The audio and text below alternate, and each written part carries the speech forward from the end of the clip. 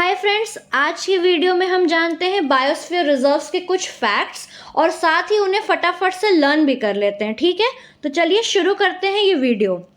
India में कितने biosphere reserves हैं? सो दे आर 18 इन नंबर। देखिए क्या है कि बच्चे को ना 18 ईयर्स तक पेरेंट्स थोड़ा सा रिजर्व करके रखते हैं। They are not free to do whatever they want. वो अपनी मनमानी नहीं कर सकती। ये सब तो हमने अपने घर में भी देखा होगा। इसीलिए 18 ईयर्स तक क्या है, बच्चे रिजर्व रहते हैं और फ्री नहीं रहते हैं। इसी तरीके से आप याद कर लीजिए कि biosphere reserves are 18 in number. Next type के क्वेश्चन जो इस टॉपिक से बनते हैं ना, वो है कि सबसे लार्जेस्ट, स्मॉलेस्ट, ओल्डेस्ट और लेटेस्ट कौन से बायोस्फीयर रिजर्व हैं। तो देखिए सबसे लार्जेस्ट है रन ऑफ कच्छ।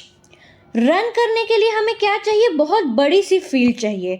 और जब बड़ी सी फील्ड चाहिए तो इस बड़े वर्ड से याद करिए लार्जेस्ट।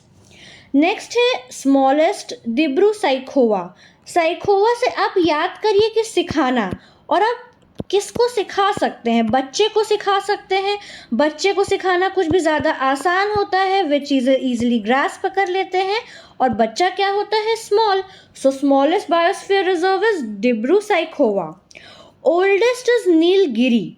देखिए गिरी क्या है, गिरी को आप याद करिए गिरना। ठीक है, कोई भी जो पुराना स्ट्रक्चर हो जाता है, बिल्डिंग हो जाती है, उसके गिरने की प्रोबेबिलिटी बढ़ जाती है। तो जो ओल्ड स्ट्रक्चर इज ओल्डेस्ट और गिरना इज नीलगिरी। नेक्स्ट है लेटेस्ट बायोस्फीयर रिजर्व कौन सा है, पन्ना। देखिए लेटेस्ट ट्रेंड आजकल क्या चला है ना कि डिजिटल एरा आ रहा है। ठीक है, सब लोग बोल रहे हैं कि पेपर कम से कम यूज़ करो, और पेपर को क्या बोलते हैं, पन्ना। Panna is also Hindi word for paper, right. तो इसीलिए लेटेस्ट ट्रेंड क्या है कि हमें पन्ना नहीं यूज़ करना है।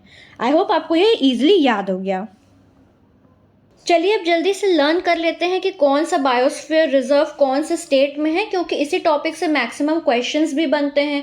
कभी सिंगल बायोस्फीयर रिजर्व के बारे में इंफॉर्मेशन पूछेगा, कभी मैच द फॉलोइंग के फॉर्म में, या फिर कभी ऐसे क्वेश्चंस भी आते हैं कि चूज द करेक्ट और incorrect statement from the following 4 statements. So let's begin this. First in the series is Nilgiri biosphere reserve. ये जो है आपके 3 स्टेट्स में डिवाइडेड है, तमिलनाडु, कर्नाटका और केरला। देखिए गिरी से पहले भी वीडियो में हमने याद किया है कि गिरना। सो क्या हुआ कि गिर के ये 3 स्टेट में डिवाइड हो गया, तमिलनाडु, कर्नाटका, केरला। गिर के 3 स्टेट में ये डिवाइड हो गया। ठीक है, तो यहाँ कहीं ऐसे आ जाएगा आपका नीलगिरी। नंदा देवी इन उत्तराखंड। उत्तराखंड को हम अपने सारे के सारे वीडियोस में रिलेट करेंगे तीर्थ स्थल से, क्योंकि वहाँ पे बहुत सारे तीर्थ स्थल हैं। और तीर्थ स्थल में हम किसकी पूजा करते हैं, देवी या देवता की। नोक रेक इज इन मेघालय। मेघ क्या होता है, मेघ मतलब बादल, क्लाउड। तो जहाँ पे भी क्लाउड आ गया वहाँ पे हम रोक नहीं सकते, नो रोक किसको, बारिश को। तो जहाँ पे मेघ आ गया हम रोक नहीं सकते बारिश को। So Nokrek is in Meghalaya. Next is Manas is in Assam. देखिए मानस से लीजिए मन। यदि मैंने मन बना लिया कि मैंने ठान लिया कि आज मुझे ये करना ही करना है, तो फिर चीज़ें करना बहुत आसान हो जाती हैं। और आसान से आसाम, सो मन बना लो तो चीज़ें क्या हो जाएंगी, आसान। And therefore Manas is in Assam. Next is gulf of Mannar and that is near the Tamil Nadu coast. तो देखिए ये बहुत ही सिंपल और बहुत ही बेसिक है, क्योंकि हम शुरू से पढ़ते आ रहे हैं कि इंडिया और श्रीलंका के बीच जो है यहाँ पे गल्फ ऑफ मन्नार लाई करता है। और यहाँ पे हमें पता है कि इंडिया का कौन सा स्टेट है, तमिलनाडु। ठीक है, इसीलिए गल्फ ऑफ मन्नार हो जाएगा आपका तमिलनाडु कोस्ट पे। और हाँ, इस वीडियो में इसीलिए आपके रेफरेंस के लिए, ताकि आपके दिमाग में और भी अच्छे से बैठ जाए, आप मैप बेस्ड क्वेश्चंस भी एग्जाम में सॉल्व कर पाओ, I am already attaching 1 map with each biosphere reserve. ठीक है, now let's moving on to next we have Great Nicobar in Andaman and Nicobar Islands। तो ये बहुत ही सेल्फ एक्सप्लेनेटरी है। निकोबार से you can easily see that it is in Andaman and Nicobar Islands। Next is Sundarbans in waste Bengal. So वैसे तो ये बचपन से ही पढ़ते आ रहे हैं कि सुंदरबन वेस्ट बंगाल में है, पर फिर भी अगर किसी को ट्रिक की ज़रूरत है तो बंगाल में you just take this girl. So this girl is, आप ऐसे याद कर लो, गर्ल। और गर्ल क्या है, सुंदर है। सो सुंदर girl and therefore Sundarbans is in waste Bengal. अच्छा देखिए, यहाँ आप जो भी कंटेंट पढ़ रहे हैं ना इस चैनल पे, आई कैन अश्योर यू कि इसका मैक्सिमम कंटेंट जो है वो तो आपको ये सारी वीडियोस ना एक बार देखने से याद हो जाएगा।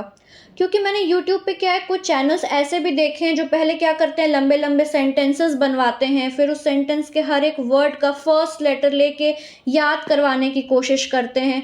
पर मुझे ये नहीं समझ में आ रहा कि अगर इतना लंबा सेंटेंस कोई याद कर सकता है तो फिर डेटा डायरेक्टली ना याद कर ले। इसीलिए इस चैनल में मैं क्या कर रही हूँ कि आपको यहाँ फ़नी वेज में ना डायरेक्टली डेटा को कोरिलेट करवाने की कोशिश कर रही हूँ। आपको क्या करना है, बस दिमाग में पिक्चर्स बैठाते जाना है और फिर देखिएगा कि एग्ज़ाम में ऑप्शंस आइडेंटिफाई करना आपके लिए कितना ईजी हो जाएगा। एनीवेज, तो हम मूव करते हैं अपने अगले बायोस्फीयर रिजर्व पे, जो कि है सिमलीपाल इन उड़ीसा।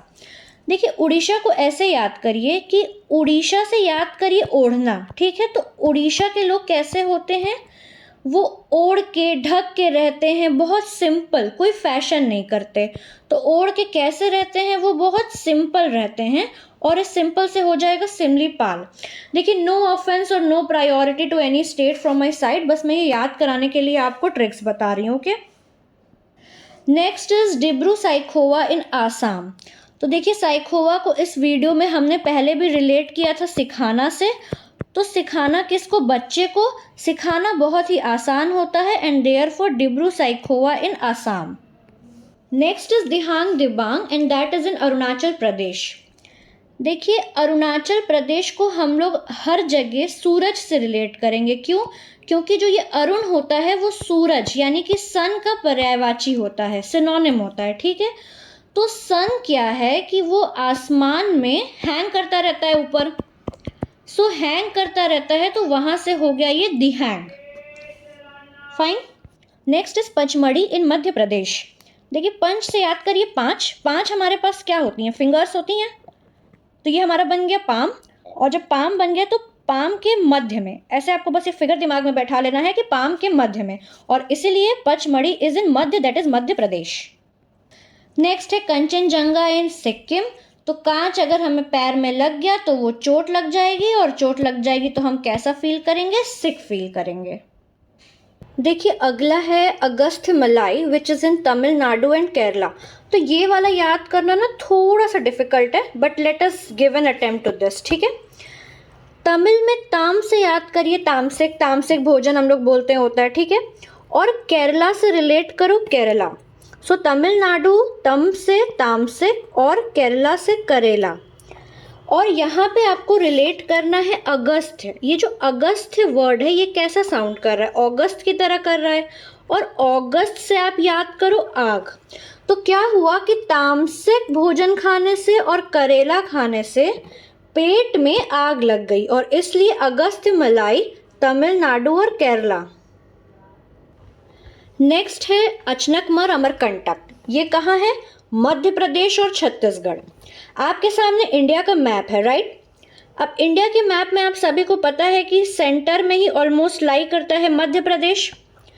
तो मध्य प्रदेश जो कि सेंटर में लाई करता है, यहाँ से अगर हमें 36 जगह जाना हो, जैसे हम लोग बोलते हैं ना कि यार 36 काम पेंडिंग पड़े हैं, 36 जगह जाना है, 36 इज़ वेरी कॉमन वर्ड, ठीक है। तो क्या है कि जब मध्य में हम इंडिया के रहेंगे तो यहाँ से हमें हर डायरेक्शन में, यानी कि 36 डायरेक्शन में अगर अचानक भी जाना पड़ जाए, कोई इमरजेंसी आ जाए, तो बहुत इजी हो जाएगा। तो अचानक से अचानक, अचानक जो है हम इंडिया के मध्य से कहाँ जा सकते हैं, 36 जगह जा सकते हैं। रन ऑफ कच्छ इन गुजरात, ये ऑलरेडी हम कर चुके हैं कि रात में जो है हमें रन नहीं करना है, क्योंकि अगर रात में रन करेंगे तो हमें कुछ हो जाएगा, यानी चोट लग जाएगी। नेक्स्ट है cold desert is in Himachal Pradesh. तो ये हिम क्या होता है, हिम मतलब होता है आइस। तो आइस जहाँ पे भी रहेगा वहाँ आपको कोल्ड यानी कि ठंड फील होगी, and therefore cold desert is in Himachal Pradesh. Let's see this one now, that Seshachalam is in Andhra Pradesh. देखिए, शीशा हो गया आपका, शेषा से शीशा, चलम, चलम मतलब चला। तो शीशा अगर आंख में चला गया तो आप क्या हो जाओगे, अंधे हो जाओगे। और अंधा से आंध्र, आंध्र को हमेशा हम अंधा से रिलेट करेंगे याद करने के पर्पज से। सो शीशा अगर आंख में चला गया तो आप क्या हो जाओगे, अंधे हो जाओगे। इसी के साथ अब हम आ गए हैं अपने वीडियो के लास्ट बायोस्फीयर रिजर्व पे, which is Panna biosphere reserve and it is in Madhya Pradesh. तो पन्ना को हम रिलेट करते हैं पेपर से, जब हमारे सामने एक पेपर होता है, हमें कोई प्रेजेंटेशन बनाना होता है, कोई डॉक्यूमेंट प्रिपेयर करना होता है, तो हमारा एम क्या होता है कि हम खूब सुंदर उसके सेंटर में अच्छे से सेंट्रली अलाइन करके कोई टेक्स्ट लिखें ताकि वो जो है अट्रैक्टिव दिखे। तो क्या है कि पन्ने के सेंटर यानी मध्य में आप कुछ लिखेंगे ताकि वो अट्रैक्टिव दिखे, और इसीलिए पन्ना इज इन मध्य प्रदेश। इसी के साथ ये आज के सारे 18 बायोस्फीयर रिजर्व्स जो हैं इंडिया के, वो कंप्लीट होते हैं। अच्छा, मैंने आपको प्रॉमिस भी किया था ना कि इस चैनल पे हम लोग सिर्फ मेमोराइज और लर्न नहीं करेंगे बल्कि साथ ही रिवाइज भी करेंगे, है ना। तो इसी के लिए क्या किया है हमने कि जो हमारी प्रीवियस वीडियो थी एनवायरनमेंट की, जो कि थी on wild life conservation projects, वहाँ से मैं 2 क्वेश्चन लेकर आई हूँ। तो क्विकली पहले उन्हें सॉल्व कर लेते हैं। पहला क्वेश्चन क्या है, number of elephant reserves in India. आपको बताना है कितने हैं। आपको मैं 5 सेकेंड का टाइम देती हूँ, आप सोचो and then I will reveal the answer.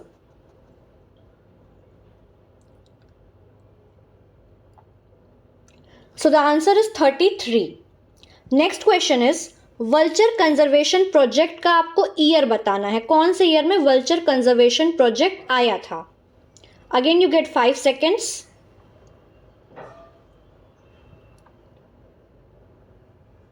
And the answer is 2006। तो अगर आपको ऐसे ही और क्वेश्चन सॉल्व करने का मन है और आपको ऐसा लगता है कि आप में ये एबिलिटी आ जाए कि आप ऐसे क्वेश्चन सॉल्व कर सको, तो ऊपर आई बटन पे क्लिक करें और विजिट करें हमारी प्रीवियस वीडियो। और साथ ही अगर आप ऐसी इन्फॉर्मेशन और गैदर करना चाहते हैं, हमारे चैनल के साथ फटाफट सीखना चाहते हैं, तो चैनल को जल्दी से सब्सक्राइब कर लें। और अगर आप चाहते हैं कि आपके साथ ही साथ आपके फ्रेंड्स भी इससे बेनिफिट करें, सो शेयर दिस चैनल। और अगर वीडियो पसंद आया है तो वीडियो को लाइक करें। Thank you.